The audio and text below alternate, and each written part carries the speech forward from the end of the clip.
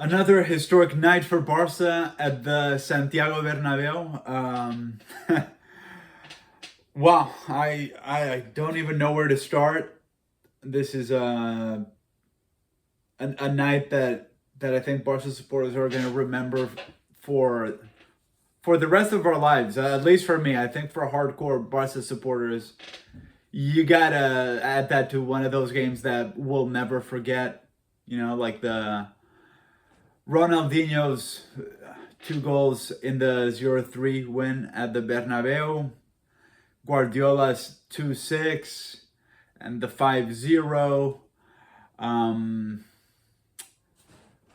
the 4-0 in the 2013 or 2014 season, was it?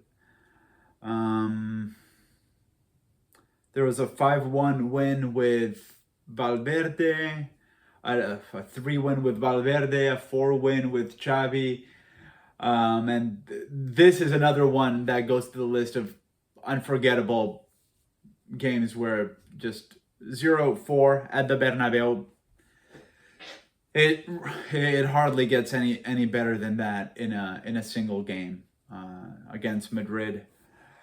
This was a game that I'm going to be very honest and say that for most of the game, I had the feeling that Madrid was going to take this one.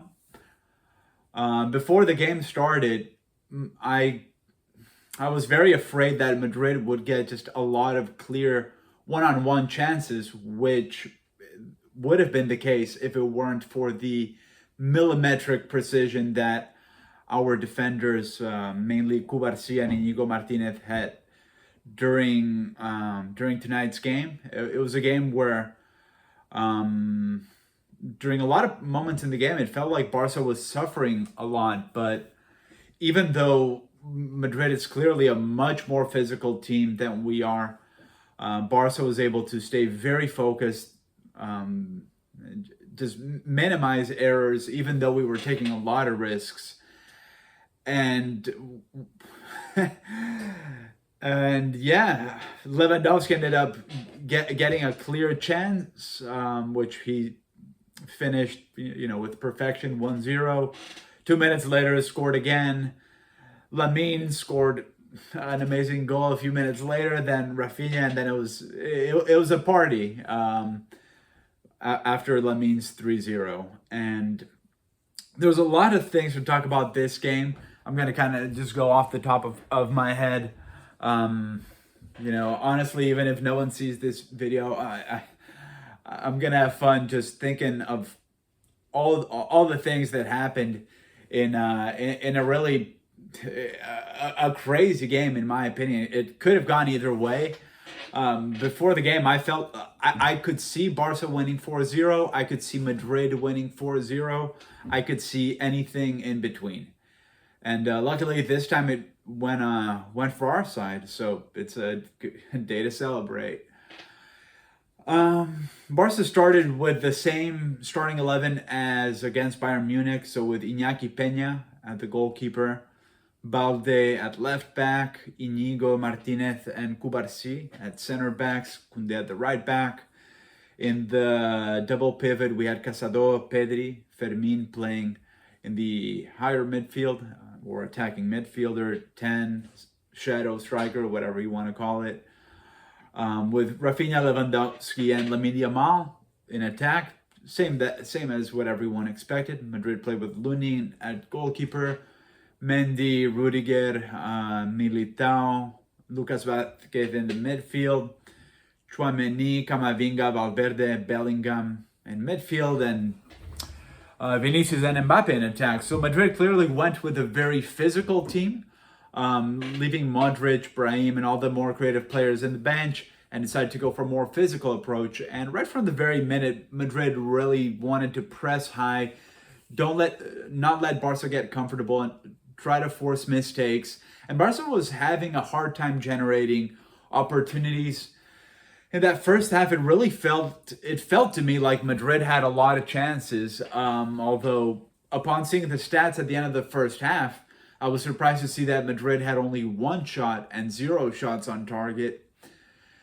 because it felt like Madrid had a lot more chances, but they were almost all offside.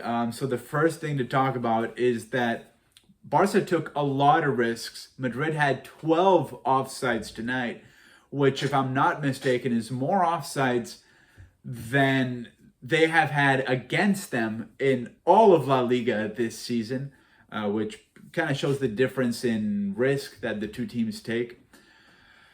Barca was not negotiating with the offside trap and just always trying to trap Madrid, and Madrid kept falling for it. There were a lot of situations where you're kind of waiting, is the ref going to call offside, and just hoping he calls it, and every time it kept getting called. It was offside almost every time, right? Mbappe had a goal, I think, in like the 30th minute or so. I'm going off the top of my head.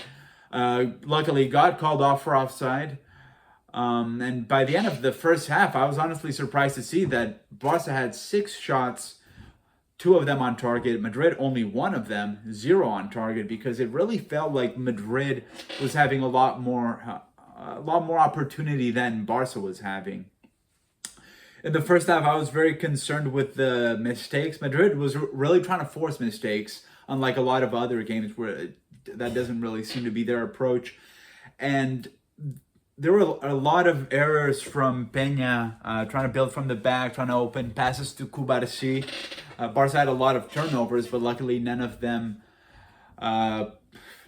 giving Madrid any easy chances. Madrid did also miss some pretty good opportunities that I don't think got called offside. Vinicius had a few in the first half. Bellingham, I don't remember if it was in the first or the second half, but Madrid definitely had some chances, but they weren't able to make good on them. In the first half, there was really nothing that was too outstanding from Barca other than the offside trap and the ability that the defensive line had to just stay synchronized and not let Madrid beat them on play, right? It's one thing to get an easy one-on-one chance when you're offside, right? And then it gets called. It's another one to actually play it legally. And in that second half, there was a key change with De Jong going in for Casado, letting Pedri drift higher up. And De Jong was tremendously important, in my opinion. What a player we've been missing. And boy, it is great to have him back. Even though Casado has been great in De Jong's absence, De Jong just has an ability to calm the game down. Whenever the other team's pressing you, you can just give it to De Jong. He can hold the ball, let the team breathe, find an open man, and just recycle possession and avoid turning the ball over and having to run again to recover the ball. So I think with De Jong's entry into the game, Barca was able to get a lot more control. Now the second half, unlike the first half where I felt like Barca just wasn't being able to generate much, in the second half, Barca, it kind of seemed more like a 50 game where it looked like Barca was being able to break Madrid's line a bit more on some fast transitions. And in the 54th minute, just a really terrible defensive synchronization from Real Madrid, leading to Lewandowski getting the ball with space and time. And even though he didn't go very close, he saw that Lunin had a weak spot, put it down low to the right post, scored the first goal, which honestly to Barca supporters was a huge a huge goal. Not really finding the right word to express what it felt. It was a bit of a relief because I honestly didn't know if we were gonna have a goal this game, the way things were going, and so it was a great surprise to see Lewandowski score. And 2 minutes later, when it seems like now Madrid's gonna even take more risks, Balde coming down the wing crosses it to Lewandowski, another amazing finish. And at that point, with 2-0, everyone's a bit like, "Whoa, what is going on?" Right? It felt like Barca was kind of the if any teams here were going to score 2 goals in a row, it felt like it probably would be Madrid in this game. But it was Barca, and with Lewandowski's 2 goals, suddenly things changed. Madrid had to start taking a lot more risks, and in the next few minutes, Lewandowski actually had two different opportunities to score his third goal. One of them actually in a cross where he actually had the goal wide open, but he just barely missed it, unfortunately. But a few minutes later, Rafinha got it to Lamine Yamal, who, with his right foot, put it right in the corner. Unbelievable goal. Then a few minutes later, Rafinha beating Lucas Vazquez, putting in the fourth goal, and just a night of ecstasy for Barca supporters, a night to forget for Real Madrid. And in terms of the biggest takeaways moving forward, Barca's got a 6-point lead, which is huge. It is a massive lead to have against a team like Real Madrid. This one probably is going to make Real Madrid feel a bit uneasy, although Madrid can go on a 10-win streak anytime. So this does not by any means mean that the league is over, right? We got to stay on this track. But a 6-point lead against Madrid, who would have imagined at this point in the season that we would be up by 6 after winning by 4 goals in the Bernabeu? I mean, this is amazing. And also considering Barca has played on some of the most difficult fields in Spain already. So we're going to have a lot more home games in the second half of the season. Haven't checked it, but I mean, considering some of the fields we've played in, I think the second half of the season should be marginally easier, hopefully. So 6-point win that clearly reinforces that what we're doing is right. Before the game, I tried to be very emphatic that regardless of whether we won by 4 or lost by 4, it doesn't matter. Barca has to continue on this track because what we're doing is working. We're getting wins in almost every game, despite having a lot of very important absences. So the fact that we actually won should reinforce this even more, no doubt. But my point here is that even if we hadn't won, even if we had lost by 4-0, that should not be a sign to give up on Flick or move to a different style of play. We're on the right track, and I'm glad this win only reinforces this, right? 4-1 win against Bayern, 4-0 against Madrid in a matter of days. Just shows that, yeah, we're on the right track, and we're able to compete against anyone. The fact that we've been able to do this with 6 starting players who are from La Masia, Lamine Yamal, Fermín, Casado, Cubarsí, Balde, Iñaki Peña. 6 players from La Masia to beat Madrid 4-0. I mean, that just speaks to what an unbelievable job has been done by this team's youth system overall, by La Masia, just providing us with players who are able to get us to beat teams like Bayern and Real Madrid this way. It is such a privilege and honor to have La Masia. In terms of individual performances, honestly, I kind of just want to rate everyone on Barca a 10. I'm not going to rate Madrid players because I don't care. I will leave it to Madrid supporters to rate their own players. Tonight, I'm going to just rate everyone a 10. Iñaki Peña, although he made a few errors when passing the ball to Cubarsí in the first half, he saved us. He made some key saves, made an unbelievable, although the ball was not legally in play anymore, made an unbelievable save on a finish from Bellingham in the first half. Was able to save us against Mbappe one-on-one, which I think would have been the 2-1.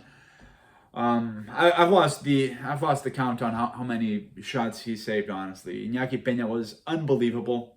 Great game. Cubarsí and Íñigo Martinez and Koundé, who are the more defensive focused defenders, all of them were, I mean, I want to say perfect. Perfect doesn't exist, but to be able to hold down this Madrid team when you're playing with such a high line, you've got to be almost perfect. I mean, they made very few mistakes. They were incredibly precise with the offside trap, which is, it's unbelievable. It is unbelievable how they're able to just hold the offside with such precision. Balde also, I want to give him a 10 as well. Got the assist to Lewandowski on the second goal. Was very solid defensively. Just a great game from him. I really can't give anyone less than a 10. Casado, yeah, just stayed solid. He's more of a corrector, right? Casado though doesn't do anything flashy, but defensively, always aware. Offensively, always does what he can do and has to do, even though he's not the kind of guy that's going to get the ball, dribble players, and make crazy goals or anything like that. But he was very correct until he was later replaced by Dani Olmo. More on Dani Olmo later. Pedri, again, every time he has the ball, he just lets the team breathe. Was also very good defensively, very focused. Yeah, 10 out of 10 for these guys. Fermin, if there's a guy that I won't rate as highly today, I hate to say it, Fermin was not able to contribute that much today, unfortunately, in my opinion. Yeah, because to be fair, in the first half, Barca did not shine very much, and he only played in the first half, so there really isn't much to say about Fermin. Felt like he struggled a bit with the physicality of Madrid's players, wasn't able to do that much, but hey, helped us stay solid, and was always fighting for the team. In attack, Lewandowski, hey, if not a 10 out of 10, I'll give him a 9 out of 10 for scoring 2 goals. Did miss a couple of easy goals, but he came through for us, right? I mean, scoring those first 2 openers, those are the hardest. If you miss the third, so be it. We can't ask him to score every goal, but great game from Lewandowski, who was just getting hit by Madrid players nonstop. He got hit so many times today. He's probably taken an ice bath as I speak right now because he just kept getting hit. Lamine Yamal, a lot of things to say about Lamine Yamal. In the first half, it felt like he was trying to win it on his own. It felt a little bit like he was trying to replicate Messi's 3 goals when he scored 3 against Madrid in 2006, 2007, I think. I think it was late 2006 where Messi had had the hat trick against Madrid. Felt like maybe that's what Lamine wanted today. And in the first half, he took a few shots that were a bit questionable. But yeah, scored the 3rd goal. Right-footed shot, put it in the corner. Very difficult shot. So unbelievable. Yeah, and just Lamine's a player that you can always give him the ball and let him cook something, and he's a genius. He has an ability to create things out of nowhere that very few players have. And if he doesn't have any issues with injuries in his career, he's going to be one of the greatest we've seen. I have no doubt. Rafinha, what can I say about this guy? Just an unbelievable, tremendous fighter who's just giving it 100% every game. Scored his goal, beating Lucas Vazquez 1-1 and lobbing it over Lunin. And yeah, just being very, very aggressive, dangerous on the counters, especially when Madrid was taking more risks toward the end. Rafinha was that guy who was leading a lot of the counters. And just a tremendous game. Great contribution from Rafinha. From our subs, we had Fermin, Dani Olmo, Gavi. I think that was it. I think it was only these 3 that came in, if I'm not mistaken. De Jong, as I talked about, just had a great game. I would rate him an 8 out of 10. He only played the second half. He was really what we're used to seeing from him in a lot of El Clasico games, where he's that guy who's a bit more physical than the other midfielders we got, who can go toe-to-toe with Madrid's players, even though he's just coming back from being injured for several months, he was really important in controlling the game, being able to hold the ball. So even though he didn't do anything flash or spectacular, very important player, and it's great to have him back. Dani Olmo, wow, what a spectacular few minutes from Dani Olmo. I mean, he hasn't played that many minutes with Barca. He's probably only had about 300 minutes or so, and we're already seeing that he was a great signing. Such an unbelievable quality every time he has the ball. Quickly knows what to do. He's great in tight spaces, so he's got 2-3 players on him. He can quickly get the ball to an open player to just help control possession. Was really good. Couldn't score today, and that's okay. I mean, I still think Dani Olmo was great, and having him back on the team is also great news, because I think he can be really, really great for us. Gavi, yeah, just played a few minutes. I don't think there's any point in rating Gavi, because he really only played 5 or 10 minutes or so. And that's it. I think today's game is just a night to remember. Let's celebrate the score. Realistically, it could have gone either way. It just happened to be the case that Barca was very precise with the offside trap, and Madrid's chances just didn't really count. And then when we had our chances, Lewandowski converted, and after that it was kind of just inertia, a little bit like with Xavi's 4-0 a couple of years ago. Yeah, a night to remember for Barca. If you're a Barca supporter, go out and party, because this is really a night to remember. And yeah, that's all I got, guys. Let me know your thoughts in the comments. Like and subscribe to the video if you want to see more videos like that. And I'll see you guys next time.